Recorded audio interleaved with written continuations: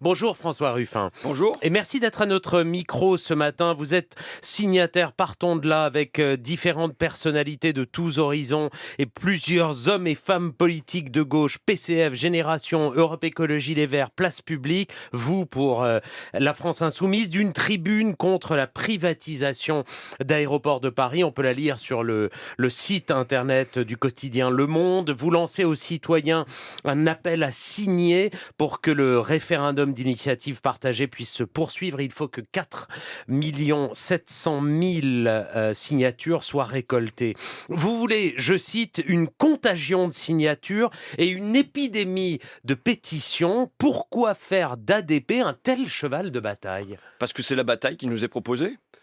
Dans les volets de privatisation, là, il y avait Engie. Tout le monde reçoit une facture de gaz. Donc moi, j'aurais bien voulu qu'on puisse se bouger sur Engie. La Française des Jeux, ça va être un impôt qui va être prélevé sur les pauvres pour les donner aux actionnaires riches. Mais c'est pas là-dessus qu'on a interrogé. Le référendum d'initiative partagée, il porte sur Aéroports de Paris. Et c'est pas rien, quand même, de privatiser une frontière. Donc la question nous est posée là-dessus. C'est là-dessus qu'il faut mener la bataille.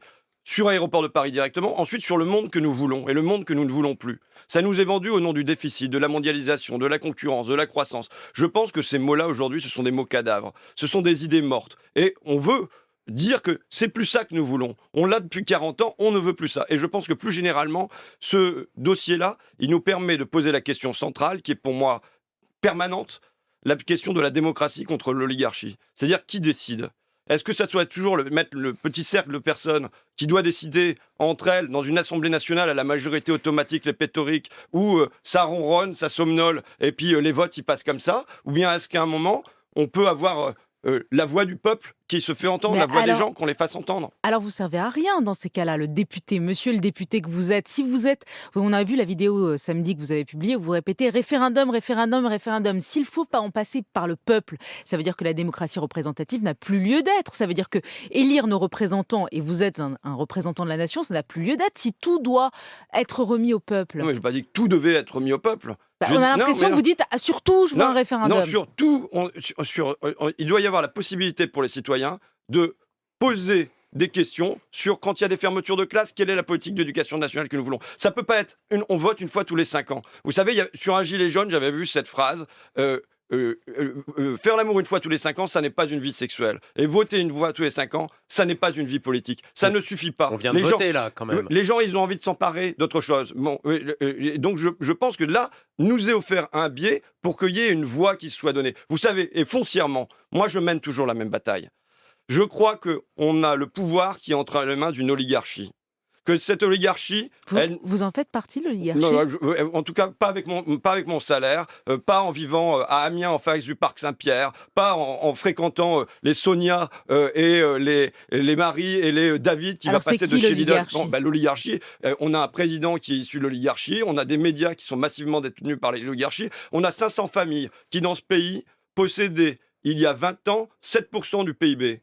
C'était 25% à l'arrivée de Macron et on est aujourd'hui à 30%. Donc on voit bien que si on dit par exemple ces 500 familles-là, il y a une croissance et aussi de leur pouvoir et d'un pouvoir qu'elles ne veulent pas lâcher. Donc je dis, la question centrale aujourd'hui pour tout, c'est ils ont le volant entre les mains.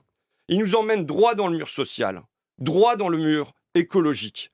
Nous devons leur retirer les volants des mains. Nous devons changer d'orientation et nous devons appuyer sur le frein. Et voilà. Mais François Donc, et Ruffin, là, ça peut commencer par... Édouard Philippe vous a répondu hier à l'Assemblée nationale. Il vous a dit il y a eu un vote, c'était il y a 2 semaines et demie, ça s'appelle les européennes, et il vous a dit vous avez appelé à faire de ces européennes un grand référendum anti-Macron. Vous dites non, mais si, Jean-Luc Mélenchon a appelé à en faire un grand référendum anti-Macron, et il vous a répondu les Français ont voté. Oui, mais... C'est-à-dire 22% pour la liste La République En Marche et un peu plus de 6% pour la liste France Insoumise. Oui, mais il semble se satisfaire de ce résultat. Admettons que les Français ont voté. Vous voulez Marine Le Pen, là, maintenant, Première ministre? C'est ça qui devrait se produire, alors. Si on suit le discours d'Édouard Philippe et qu'on considère que les élections européennes ont été l'équivalent d'une élection législative ou doivent reconfigurer le paysage politique, ça veut dire que vous voulez Marine Le Pen comme Premier ministre. C'est ça la conséquence. Et venir dire qu'aujourd'hui, c'est les macronistes qui ont gagné cette élection, non, ils ne l'ont pas gagnée. Et je le dis sur un sentiment tragique.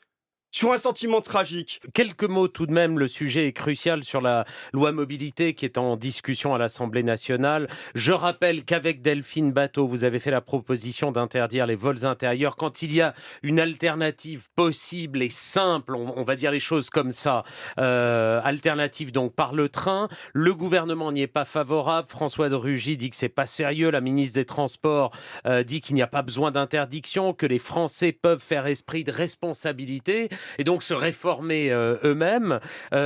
Il faut interdire vraiment, selon vous, là c'est une question de méthode pour faire la transition écologique. Vous ne faites pas confiance aux citoyens, il faut revenir à une forme d'écologie qu'on a décrite comme punitive. Non, mais c'est pas l'écologie punitive, mais vous savez... Interdire, Oui, oui. voilà, Bah, c'est vous interdit savez, de prendre l'avion. Est-ce que j'ai le droit de fumer ici? Non. Et c'est interdit. C'est interdit pour moi et pour vous et pour les gens qui vont passer ensuite dans ce studio, parce qu'on tient à préserver l'air de ce studio et moi je tiens à préserver l'air de ce pays et l'air du monde. Voilà, donc c'est une question de santé publique, c'est ça ce que vous voulez dire? C'est une question de santé mondiale presque. Là, des avions, un vol entre Paris et Marseille, mais 50 fois plus de CO2, de gaz à effet de serre, que le train. Le train. Le train prend à peine plus de temps.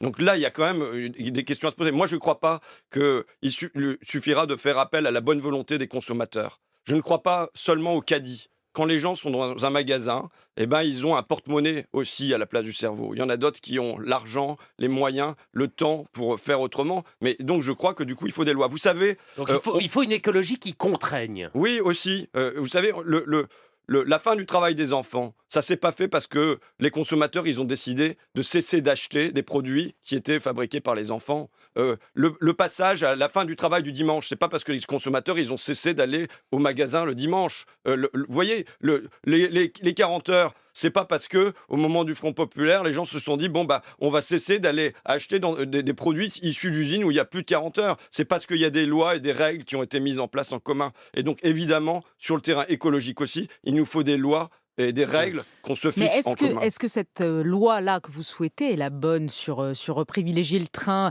quand on peut faire le trajet en moins de 5 heures?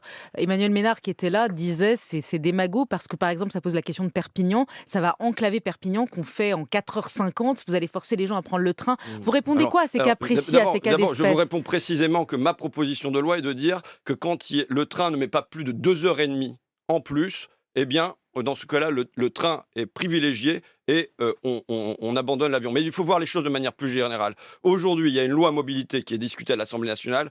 On devrait se dire, nous devons mettre le paquet sur le ferroviaire. Nous devons mettre le paquet sur le ferroviaire pour rendre les trains accessibles sur le plan des tarifs. Il faut que les gens puissent circuler et circuler avec des coûts qui ne soient pas terribles, parce que le TGV, ça produit des coûts terribles aussi. Il faut qu'on ait des trains de nuit qui soient maintenus.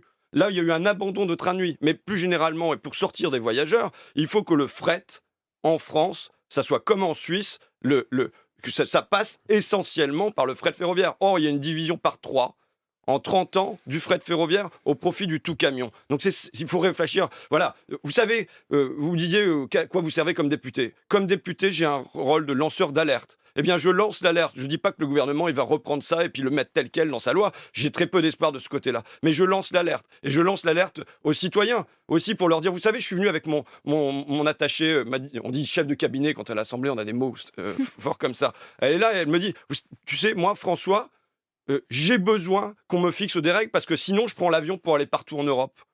Voilà, c'est comme ça. Et j'ai besoin qu'on me dise à un moment, qu'on me canalise, qu'il y ait un cadre et qu'on me dise, et donc, finalement, telle loi, elle va peut-être aller un peu contre ce que je fais, mais j'ai besoin d'une loi qui me fasse Mais plus donc faire ça. l'écologie est fragilisée par les démarches consensuelles, c'est ça ce que vous voulez dire aujourd'hui? Moi, je pense qu'on peut aller vers une démarche consensuelle sur ce terrain-là. Vous savez, il faut le temps Mais avec il faut la le temps loi, Il faut la loi. pour changer les Il comportements. il faut de la loi pour changer les comportements. Oui, je crois à la loi. Vous savez, je ne suis pas devenu député par hasard. Je suis devenu député aussi parce que je crois à la loi, c'est-à-dire à la règle qu'on se fixe en commun et qu'on respecte. Édouard Philippe va prononcer son discours de politique générale cet après-midi. Il veut aller plus loin sur l'écologie. Emmanuel Macron veut passer de la parole aux actes. Est-ce que vous leur donnez le bénéfice du doute? Est-ce que vous avez l'impression qu'ils sont en train, comme a dit Pascal Canfin, d'être en pleine conversion écologique? Je suis plus que sceptique sur ça, ne serait-ce que parce que la loi mobilité est discutée en ce moment à l'Assemblée nationale et que je ne vois pas ce tout ce paquet mis sur tout ferroviaire, il n'y a rien sur la limitation des camions dans ce pays. Donc, ne serait-ce que concrètement, ici et maintenant, tout de suite, je le sens pas. Quand j'ai de Rugy qui réagit automatiquement en disant c'est pas sérieux de limiter les vols en avion, c'est pas quelque chose que je sens. Et de manière plus générale, je répète, mais aujourd'hui, nous avons un volant qui est entre les mains de l'oligarchie. Et je ne crois pas que ce sont ces gens-là qui vont appuyer sur le frein, parce que par exemple, la croissance, moi, je n'y crois pas. Je ne crois pas que le bonheur, il puisse y avoir un supplément de bonheur aujourd'hui dans ce pays par la croissance. Je ne crois pas non plus, on nous vante les nouvelles technologies, là, ça va être le téléphone 5G qu'on vient nous amener en France, et on a des commissions là-dessus et tout ça. Je ne crois pas que demain, le bonheur, il puisse venir par le téléphone 5G, 6G, 7G, En fait, 8G. vous êtes conservateur. Non, parce que je crois que le bonheur, aujourd'hui, le supplément de bonheur, il passera par la relation avec les autres. C'est moins de biens, plus de liens. Et c'est pour ça que je place au cœur de ma réflexion les métiers du lien, de l'entraide, de la tendresse, auxiliaire de vie sociale, assistante maternelle et ainsi de suite. Et donc, il m'étonnerait que ce gouvernement produise ce grand basculement. Maintenant, il y a des épiphanies, s'il y a des miracles, eh bien, j'en serais enthousiasmé.